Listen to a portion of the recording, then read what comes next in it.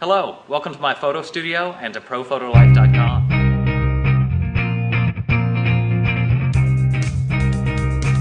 In our last video, episode 13, we saw 3 different styles of portrait lighting using just one light.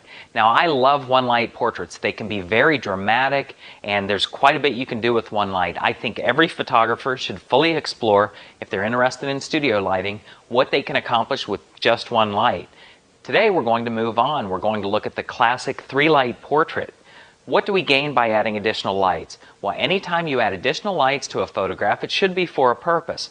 Right here we see our standard portrait, just one light. It's Rembrandt lighting. If we progress here to the 3-light portrait, we see we've added a light to bring out texture and detail in the model's hair. We've also added a background light, a little soft glow on the background to help separate the model from background. What we've done by adding additional lights, they all serve a purpose and they add extra detail and 3-dimensionality to the photograph. Now, this is a great opportunity for me to add just a general tip on improving your photography.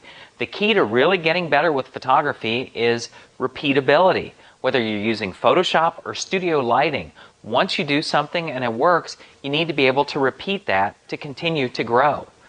There are ways that we do this in the studio. You're going to see I move pretty quickly when I set up the lights for this video.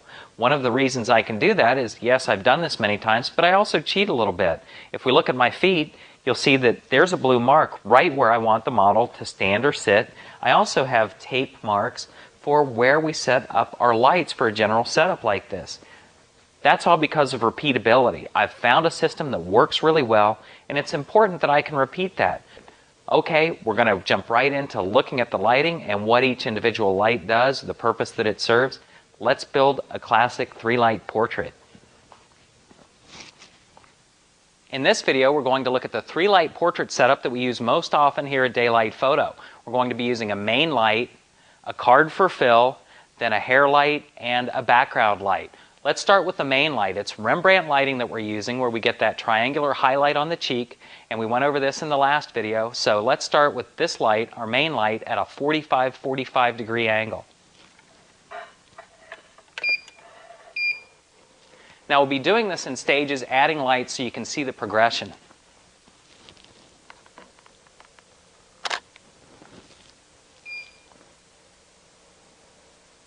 It looks great. Now let's add a fill card on the side. For this, I use a 5-in-1 flip reflector. I have the white side toward the model. It's zippered. The cover comes off. There's also the choice of silver, gold, or combination silver, gold, or shoot through. Okay, now I really like the lighting ratio that we have right here, but there's a little bit of tweaking that can be done, something it took me quite a few years to learn. But I can take my main light. If I want it to be less contrasty, I can aim the light just a bit more toward the fill card and less on the subject. If I want it to be more contrasty, I can aim this light more toward the subject and less on the fill card. You can also always pull the fill card away a bit. That's going to create less fill in the shadows and create higher contrast. Since we're really happy with what we have right here, now let's add the hair light to separate the model from the background. Because we've set our main light up on the left-hand side, the model's right-hand side is falling in shadow. That's where we'll set the hair light up. The hair light goes on the opposite side of the main light. Good. Okay, now because I cheated a bit in advance, I already had the power set where I wanted it on the hair light. But keep in mind, if someone has lighter hair or darker hair, you may be varying the power output for more power or less power. Just do what looks best in the photograph. The very last thing we're going to do, again to create a little bit of separation between the model and the background, is to add a grid spotlight on the background. Now you may have noticed we generally use a painted wall for our background when we can. That's because the wall is smooth, it's painted light neutral gray, and seamless paper has a tendency to buckle or dimple. So those are our 3 lights. Here we go.